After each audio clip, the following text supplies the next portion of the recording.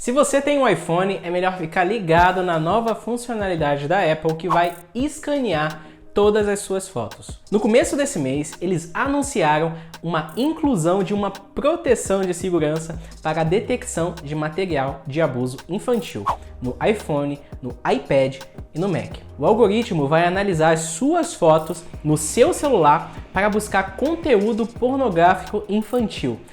E claro, isso causou um grande debate sobre a privacidade das pessoas. Mas Pio, como que funciona esse algoritmo? E será que é justificável acessar as suas fotos para proteger milhões de crianças? É sobre isso que vamos falar hoje. E você já sabe, eu sou Vitor Pio e você está no Privacy Magic.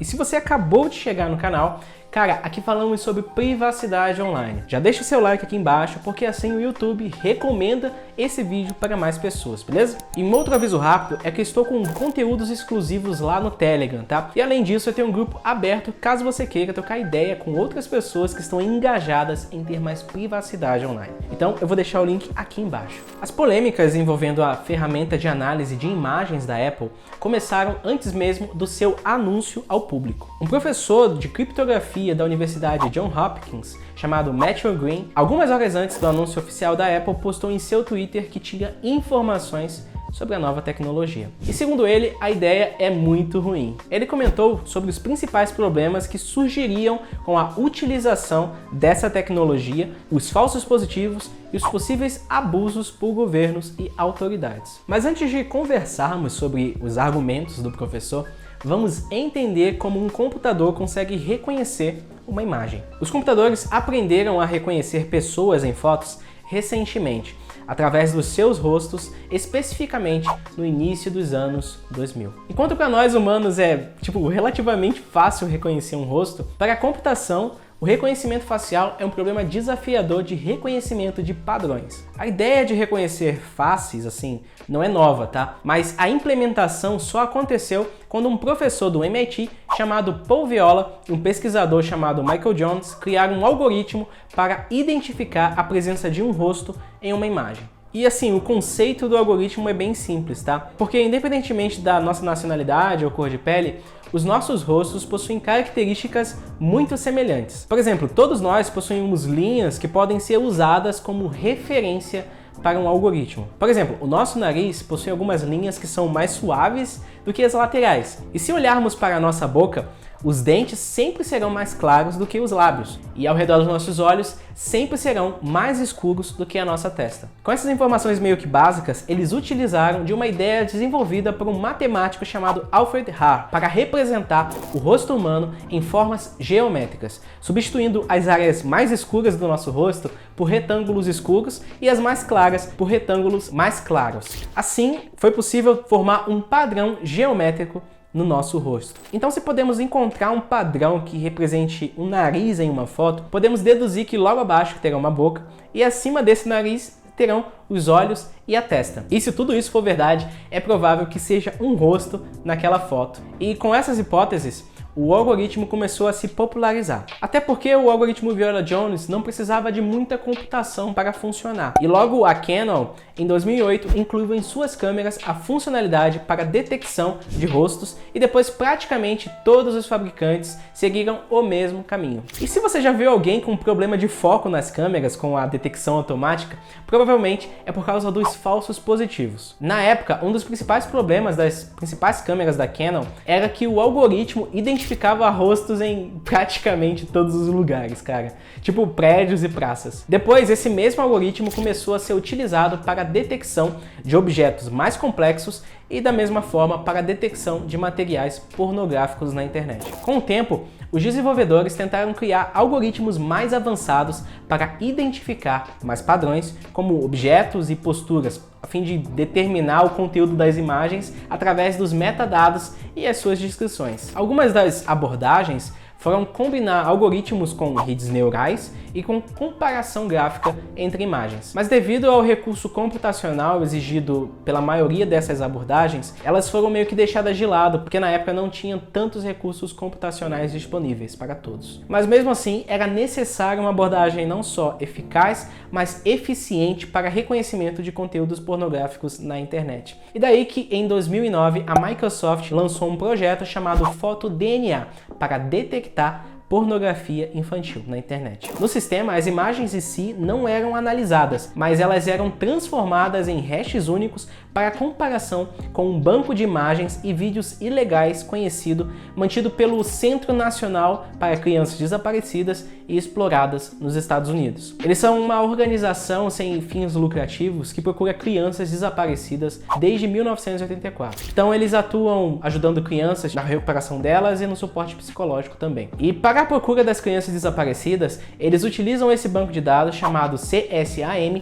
para integrar com as redes sociais e diversos outros serviços. Mas, Pio, como que funciona essa comparação de imagens? Tá, então vamos lá. Todas as imagens são processadas pelo algoritmo da seguinte forma. Primeiro, a imagem é convertida para preto e branco e depois redimensionada. E logo em seguida, ela é dividida em várias células. Cada uma dessas células tem suas cores e gradientes analisados individualmente, gerando o DNA da imagem. Então, caso seja detectado um arquivo de imagem que tenha um hash já registrado em um banco de dados associado à pornografia infantil, um alerta é enviado para as autoridades. Mas é bom deixar bem explícito aqui: imagens diferentes têm hashes diferentes. É que os hashes são iguais por mais que as imagens tenham sido copiadas, ou, por exemplo, os seus tamanhos tenham sido alterados ou até mesmo as suas cores. E um fato até curioso é que se uma pessoa tentar imprimir uma foto e escanear novamente, ela terá o mesmo hash. Uma outra coisa é que não é possível recriar um hash de uma foto. O bom desse tipo de implementação é que os hashes são curtos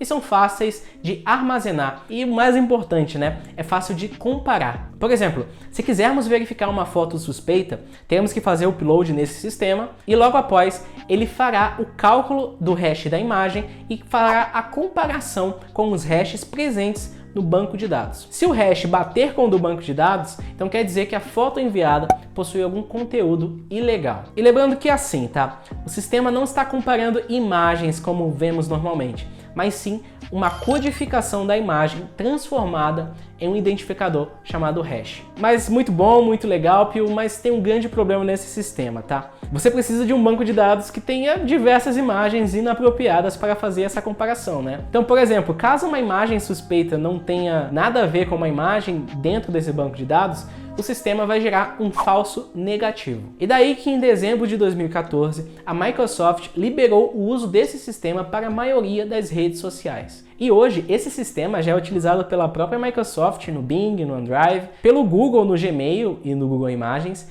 pelo Twitter, pelo Facebook, pela Adobe, pelo Reddit, pelo Discord e entre diversas redes sociais que já utilizam esse sistema para deixar a internet sem pornografia infantil. Mas beleza, Pio, já que esse sistema já é utilizado pela maioria das redes sociais, será que eu preciso me preocupar com a minha privacidade no caso desse sistema da Apple? Sim, cara, apesar da ideia ser bem similar ao FotoDNA da Microsoft, na implementação da Apple, o processamento de imagens será feito em cada dispositivo. E uma outra coisa que essa tecnologia de detecção de fotos também, ela vai funcionar dentro do iMessage, que é um aplicativo de mensagens da própria Apple, e também para o iCloud. Se você atualizar para o iOS 15, essa verificação de todas as fotos será feita no seu dispositivo, caso você queira fazer um upload para o iCloud. E antes de começar esse upload de fato, o hash das imagens será calculado para cada foto e comparado com um banco de dados CSAM no seu dispositivo. E caso ocorra que uma ou duas combinações sejam marcadas como suspeita, o moderador da Apple irá intervir e verificar essas suas fotos. E se o conteúdo das suas fotos for ilegal, as informações serão encaminhadas para a polícia. E segundo a EFF, ainda que esse sistema seja desenhado para funcionar apenas contra a pornografia infantil, as agências governamentais e governos autoritários poderiam fornecer à Apple uma base de dados com outros materiais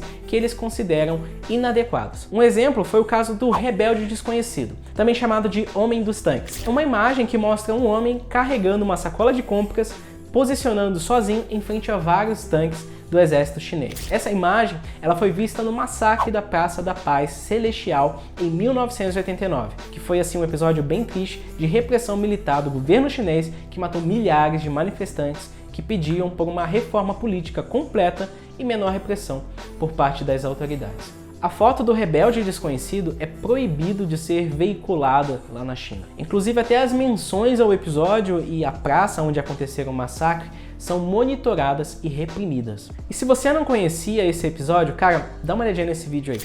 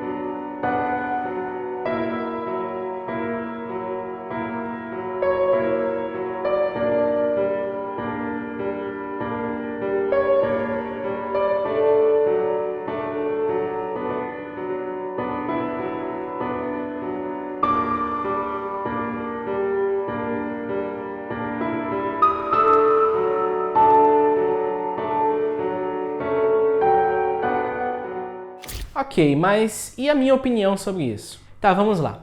Um sistema seguro e privado de mensagens é um sistema onde ninguém, além do remetente e do destinatário, podem ler as mensagens ou analisar o conteúdo para inferir mais ou menos do que eles estão falando. E apesar das mensagens passarem por um servidor central, uma mensagem criptografada de ponta a ponta não permite que o servidor conheça o conteúdo das mensagens. E quando esse mesmo servidor tem a capacidade de saber talvez alguns pequenos detalhes das mensagens, isso não é criptografia de ponta a ponta. Na minha opinião, as pessoas têm o direito de se comunicar livremente, sem backdoors ou sem censura. E por melhor que seja assim a intenção da Apple, ela pode cair em mãos erradas e fortalecer a vigilância em massa e cercear a liberdade das pessoas.